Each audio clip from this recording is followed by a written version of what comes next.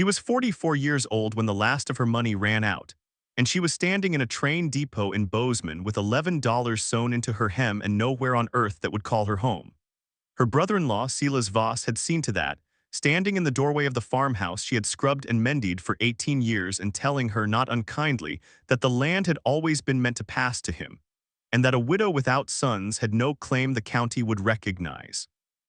So she had $11, a tin trunk, and a letter 3 months old from a lawyer in Helena informing her that a great-uncle she had met exactly once, a quiet man named Ezra Kessler, had died and left her the deed to a town.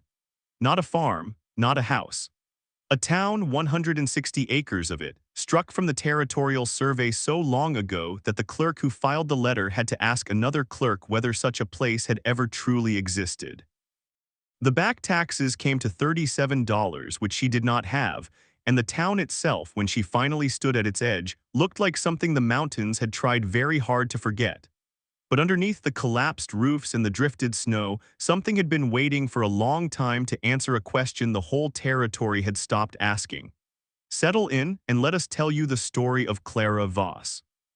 If this story finds you in a season of being counted out, we hope you'll tell us in the comments where patience has paid you back. We read every one. Clara had not always been a woman who noticed things other people walked past, though it would come to define her in the end more than her losses ever did. She was raised in a river town in Ohio by a father who repaired clocks and watches for a living, in a shop no bigger than a pantry, where the smell of oil and brass dust hung in the air like incense. He had taught her, without ever meaning it as a lesson, that everything broken carried the record of how it had broken, and that a patient eye could read that record the way another person might read a letter.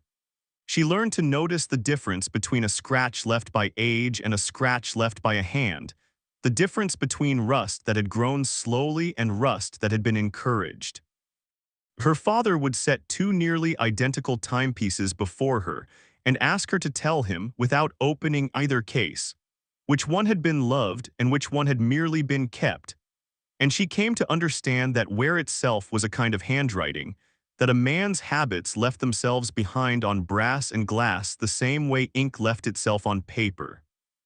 She learned, too, the patient discipline of a printer's eye, because her father took in odd work from the local newspaper office repairing the small mechanisms of its press,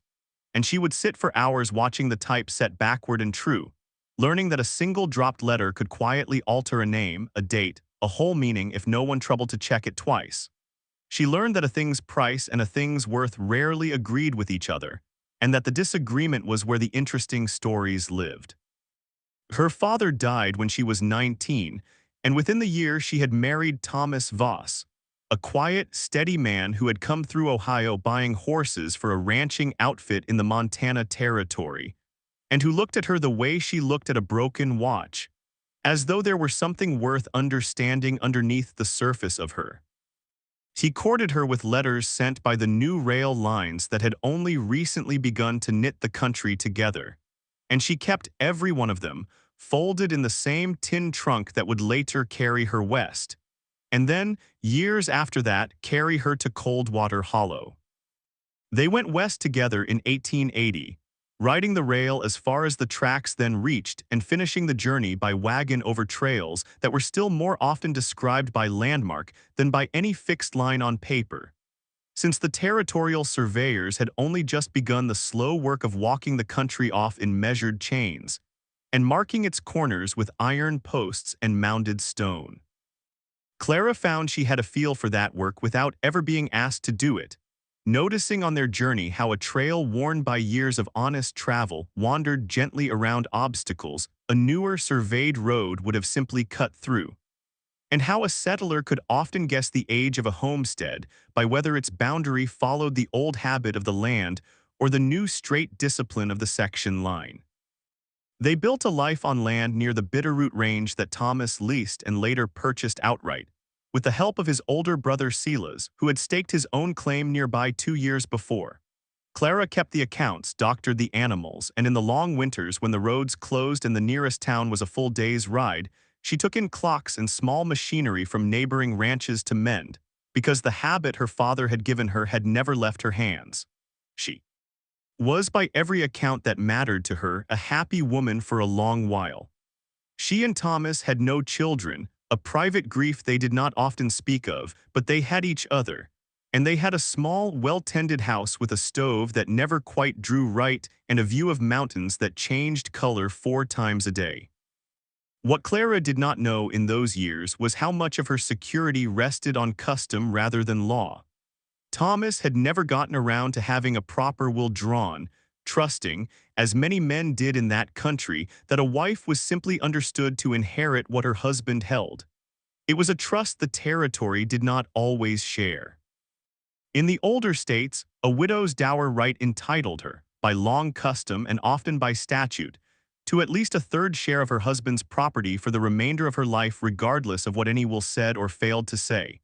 But the newer territories, eager to settle land quickly and reluctant to complicate their still thin county recording offices, had been slower and less consistent in writing such protections firmly into their own codes, leaving a great deal to depend on which clerk happened to be at the desk and which family happened to press its claim the loudest.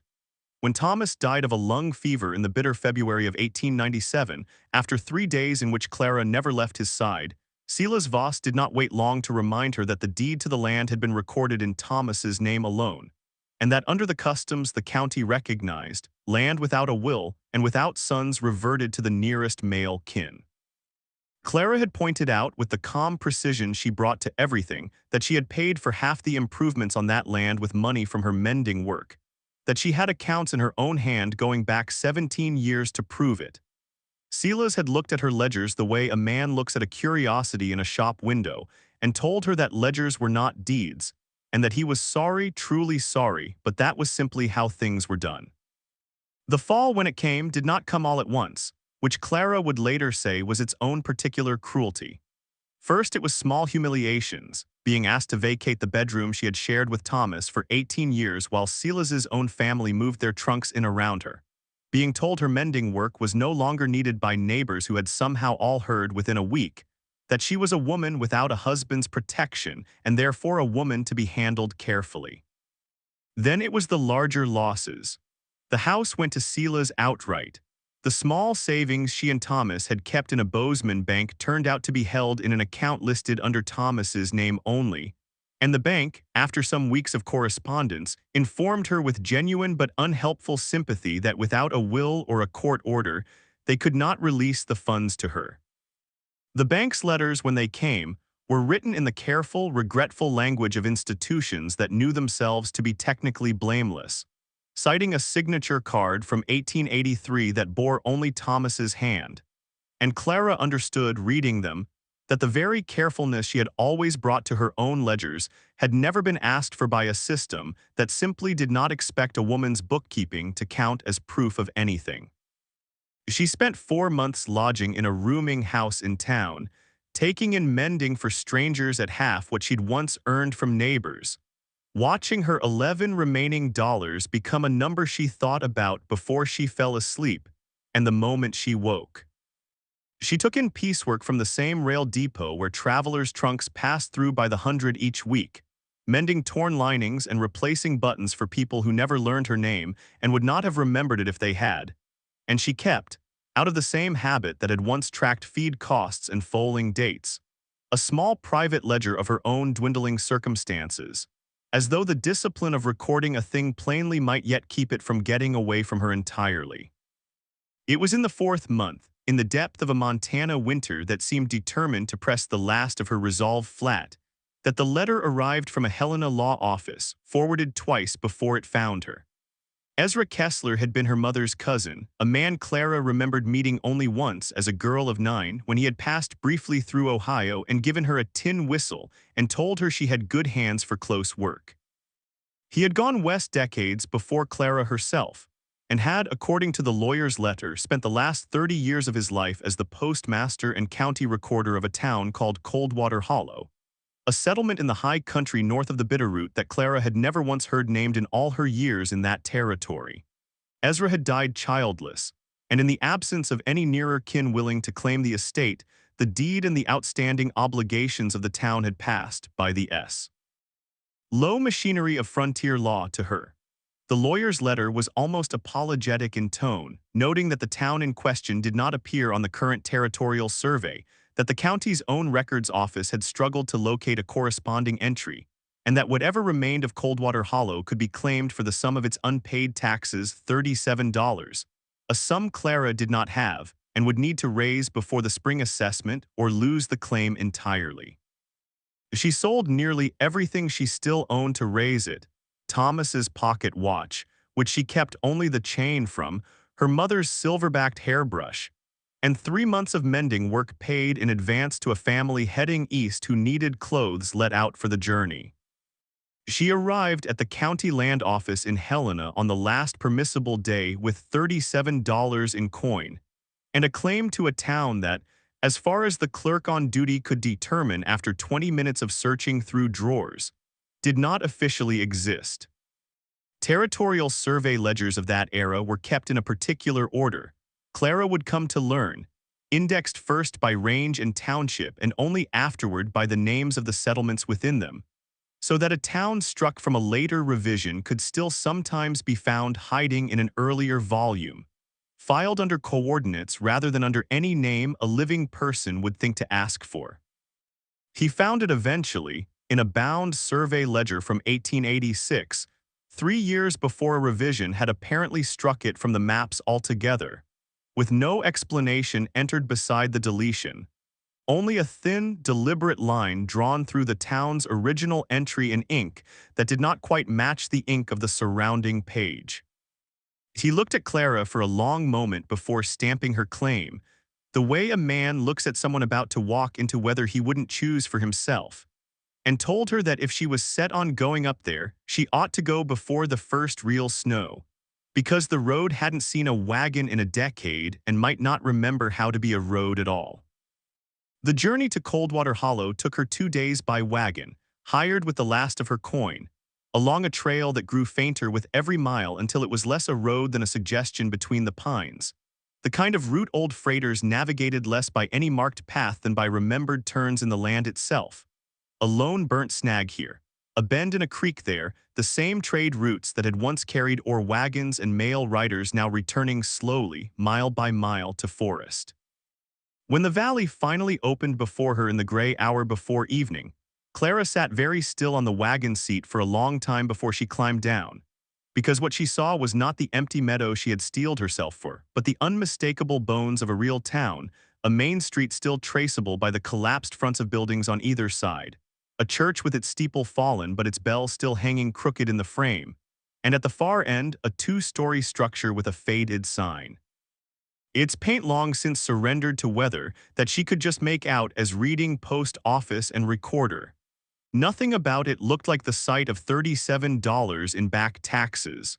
It looked, instead, like a town that had been abandoned all at once mid-breath, the way a person leaves a room they intend to return to within the hour. She spent her first days simply making the recorder's building livable, clearing drifted leaves, and a fallen shutter from what had been Ezra Kessler's living quarters above the office. And it was in doing so, prying loose a warped floorboard to nail it flat again, that she found the first thing that told her this was not merely an inheritance of ruin. Beneath the board, wrapped in oilcloth gone stiff with age, was a single leather ledger, its cover embossed with the words Coldwater Hollow Town Record, and inside, in a hand she recognized from the one letter Ezra had ever sent her mother, a list of names, dates, and figures that stopped abruptly in the autumn of 1888, mid-page, mid-sentence almost, as though the recorder had set down his pen and never picked it up again. The final entry, dated the 9th of October, read only, "Have moved the true copies. If anyone comes asking after the Bellwether men, tell them the records were lost in the flood. They were not lost." Clara read it 3 times by lamplight before she allowed herself to feel the particular, cold thrill of a question she had not known to ask an hour before. The days that followed gave her more of the town's shape and less of its peace. She found in the ruined general store a stack of Bellwether Mining Consortium payroll slips dated through the summer of 1888, listing wages for some 60 men, far more workers than a town this size could have housed unless the mine nearby had been considerably larger than any record she'd yet seen suggested. she found nailed inside a cupboard in the schoolhouse. Child's slate still chalked with the date October the 8th, as though the lesson had simply never been erased, never been continued. She found the churchyard, its headstones legible where the moss allowed, and among the ordinary dates of age and fever and childbirth, a cluster of 23 markers all bearing the same month and year, October 1888, and no cause of death recorded on any of them, only names, ages, and the single carved word gone. It was the schoolteacher's absence from that churchyard that first bent the shape of the mystery in a new direction, because Clara found, tucked behind a loose brick in the schoolhouse chimney, a second cache of letters, these addressed not to the recorder but from him, drafts he had apparently never sent, to a territorial surveyor's office in Helena. In the earliest of them, dated that same October, Ezra Kessler wrote with careful, restrained fury about a mine explosion at the Bellwether Works, some 4 miles up the draw from the town, which had killed 23 men in a single afternoon when a foreman had ignored 3 separate warnings about gas building in the lower gallery. He wrote that the consortium's insurers stood to owe a considerable sum to the widows and families of the dead. Under the terms of a mutual indemnity, the company itself had advertised to attract labor to such a remote and dangerous post, and that within a week of the disaster, agents of the consortium had begun quietly buying up what remained of the town's leases and mineral claims for almost nothing, while a surveyor named Josiah Pratt, a name Clara had not yet encountered but would come to know intimately, had arrived to conduct what he called a routine revision of the territorial map. The revision, filed the following spring, removed Coldwater Hollow entirely. No town, the map now insisted. No mine, no families, no claims to be paid. Clara sat with that letter for the better part of a night, turning it over the way she had once turned over a broken watch, looking for the seam where the mechanism had been tampered with. And what she found, reading Ezra's later, angrier drafts, was a portrait of a quiet, methodical erasure. If a place could be struck from the survey before the insurer's auditors ever thought to look for it, then legally, in the eyes of the territory, it had never held the mine, the miners, or the widows who might otherwise have filed a claim against the Bellwether Consortium's indemnity fund.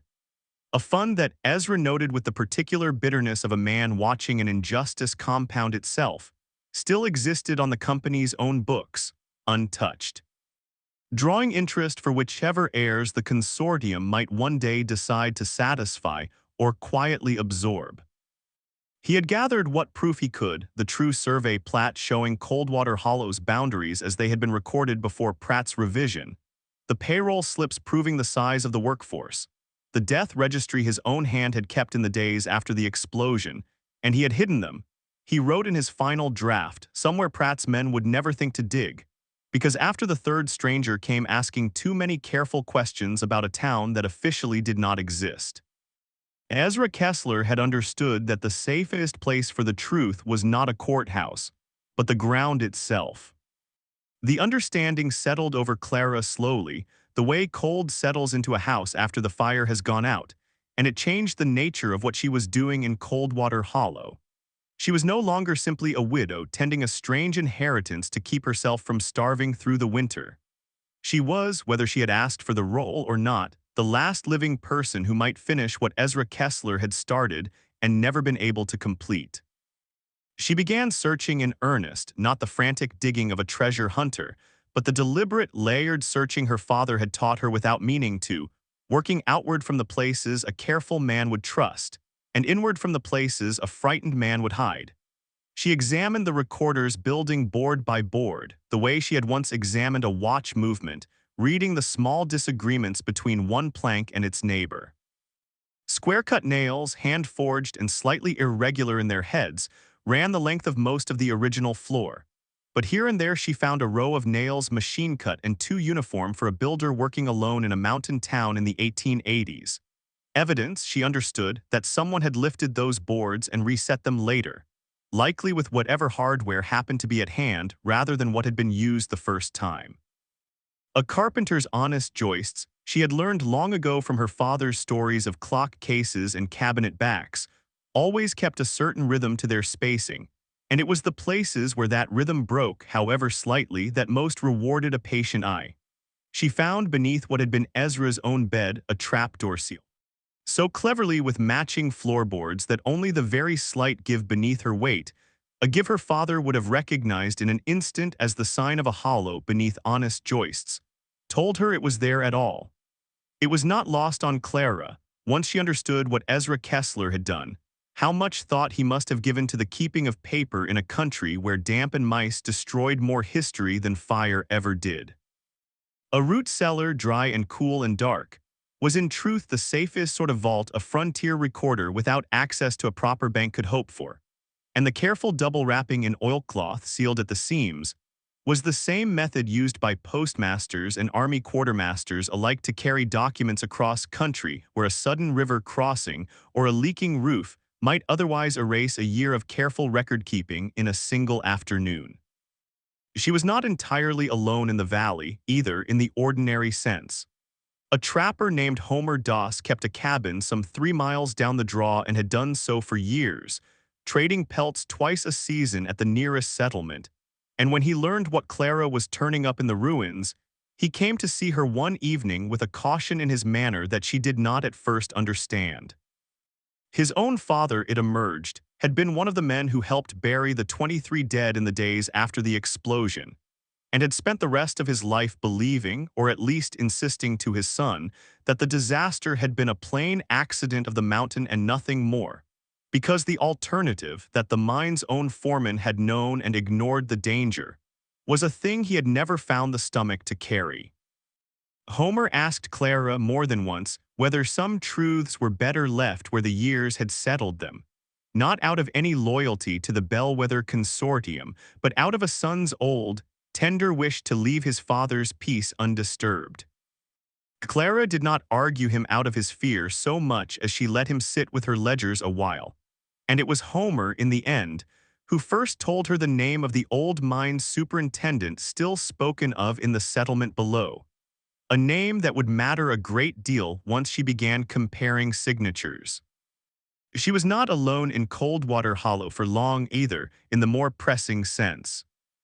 The lawyer's office in Helena, it turned out, had not been the only party paying attention when the deed to a forgotten town changed hands, and within 3 weeks of Clara's arrival, a man rode up the fading trail in a coat too fine for the country, introducing himself as Aldous Pike, an attorney representing the Bellwether Mining Consortium's modern successor, a corporation now called the Bitterroot Development Company, which had, he informed her with a courtesy that did not quite reach his eyes, a long-standing and entirely legitimate interest in the mineral rights beneath the land she now held. He offered her $400 for the deed on the spot, a sum that would have seemed a fortune to the woman standing at the Bozeman depot with $11 in her hem. And when Clara, with the same calm she had once used on Silas Voss, asked him plainly why a defunct mining company's successor would pay $400 for 160 acres the territorial survey did not even acknowledge existed, Mr. Pike's courtesy thinned considerably. And he told her that some questions were better left where the years had buried them. He did not leave after that first visit, but took a room in the nearest settlement, a full day's ride distant, and returned twice more over the following month, each time with a larger offer and a thinner patience, until on his third visit he made the mistake of mentioning, in an effort to hurry her along, that the Bitterroot Development Company held records showing the original survey revision as a simple clerical correction, nothing more, a slip of a tired surveyor's pen. A phrase so close to the language of Josiah Pratt's own defense, buried in Ezra's letters, that Clara understood in that moment she was not dealing with a company protecting an old embarrassment, but a company still actively guarding a debt it had spent 13 years hoping the wilderness would finish burying for good. She told Mr. Pike, with perfect courtesy of her own, that she would need more time to consider his offer, and she watched him ride away already knowing she had no intention of selling him a single acre, until she understood exactly what $400 was so eager to make disappear. The trapdoor beneath Ezra Kessler's bed opened onto a narrow root cellar, dry and cold and undisturbed, and it was there, in a tin dispatch box wrapped twice in oilcloth and sealed with wax gone brittle as old honey, that Clara finally found what her great-uncle had died protecting. Inside lay the true survey plat of Coldwater Hollow, hand-drawn and dated 1886, its boundary lines matching precisely the ruined streets Clara had walked every day for a moan. I'll tell you the age. Beneath it lay the original payroll ledger of the Bellwether Works, listing 61 men employed at the mine in the autumn of 1888, and beneath that, in Ezra's own meticulous recorder's hand, a death registry naming the 23 men lost in the explosion, each entry noting not merely a name and date but the specific safety warning that had gone unheeded in the days before a foreman's note about gas readings, ignored 3 times in 5 days. Signed by a mine superintendent whose signature Clara recognized, with a jolt that ran the length of her spine, as belonging to the same family whose name now sat atop the letterhead of the Bitterroot Development Company. At the bottom of the box, wrapped separately, was a final letter, addressed simply to whoever finds this and has the patience to read it whole, in which Ezra Kessler explained, plainly and without bitterness, that he had buried the truth rather than destroyed it because he believed a debt owed to the dead did not expire simply because the living grew tired of remembering it, and that he trusted the ground to keep better faith than the men who wished the town had never been. What Clara did with what she found was not driven by anger, though she had earned the right to some, but by the same patient method that had always guided her hands. She did not confront Aldous Pike, and she did not sell him anything. Instead, she carried the tin box intact to the Territorial Land Office in Helena and asked the same clerk who had once struggled to find Coldwater Hollow in a drawer to help her file it, this time where it could never again be quietly misplaced. The original 1886 plat, cross-referenced against county tax rolls from the same year that had never been revised to match Pratt's later survey, was enough to reopen the question of the town's existence as a matter of public record. The payroll ledger and death registry, submitted to the Territorial Insurance Commission alongside a formal claim, forced the Bitterroot Development Company to answer under oath. For an indemnity fund it had spent 13 years quietly compounding on paper while insisting the men it was owed to had never existed. It took the better part of a year, and required more patience from Clara than even her father's clock shop had taught her. The insurance commission's clerks moved with the particular slowness of men asked to reopen a file everyone had assumed closed, cross-checking Ezra's death registry against what remained of the consortium's own payroll archive, verifying signatures, chasing addresses for families who had scattered across 3 territories and 2 states since 1888. Homer Doss, once he saw the true shape of what had happened to the men his father buried, became one of Clara's steadiest allies in that year of paperwork, riding down to the settlement more than once to help track descendants through old church registries and rail company employment rolls. By the following autumn, 23 families, grandchildren mostly, scattered as far as Ohio and Oregon, some of whom had grown up believing their grandfathers had simply vanished west and never written home, received the first honest accounting of what had happened to their men, along with a settlement the company could no longer pretend it did not owe. Clara herself did not become a wealthy woman, though she did at last become a secure one. The mineral rights beneath Coldwater Hollow, once the town's existence could no longer be legally denied, proved modest but real enough that the development company paid her a fair lease rather than risk another public reckoning over how eagerly they had once tried to buy her silence for $400. She used part of the settlement to have the church steeple righted and the bell rehung, and she asked that a plain marker be set at the edge of the churchyard beside the 23 graves, naming not a cause of death this time but a cause of remembrance, that here had stood a town, that its people had been real, and that the ground itself had kept their record safe until someone came who was willing to listen to it. She stayed on in the recorder's building through that first winter and many after, mending clocks again for the handful of families who slowly began to resettle the valley once its name reappeared, official and undeniable, on the territorial map. It is worth remembering, when we look back at where Clara Voss began, that the woman standing in the Bozeman depot with $11 sewn into her hem could not have known that the very habits which had left her in some eyes an unremarkable widow, the close attention to worn wood and mismatched nail heads, the instinct to read a ledger the way another might read a face, the patience to sit with an unfinished sentence until it told her why it had stopped, were exactly the tools a lost town needed to be found again. She had been counted out twice, once by a brother-in-law who mistook custom for law, and once by a company that mistook a struck line on a map for the truth itself. And both times, what saved her was not luck or rescue, but the same quiet, watchful curiosity her father had given her over a workbench in Ohio without ever calling it a gift. Coldwater Hollow had not been waiting 30 years for a treasure hunter. It had been waiting for someone who understood that the difference between a thing abandoned and a thing merely unread is only ever a matter of who is willing to look closely enough and long enough to let it speak. Ezra Kessler, in his own quiet way, had understood the same thing decades earlier, choosing to trust the patient memory of the ground over the hurried memory of men. And it was fitting. Clara often thought in the years that followed that the two of them, meeting only once across a childhood gift of a tin whistle, should have turned out to share that same stubborn, unglamorous faith in the value of looking twice. Thank you for spending this quiet hour with Clara Voss and the town that would not stay erased. If her story moved you, we'd be grateful if you'd share it with someone who needs a reminder that overlooked things are rarely worthless, only unexamined, and we'd love to hear your answer in the comments to the question her story leaves us with. What has patience shown you that impatience would have missed entirely? Until the next story finds you, be well, be curious, and take care of one another.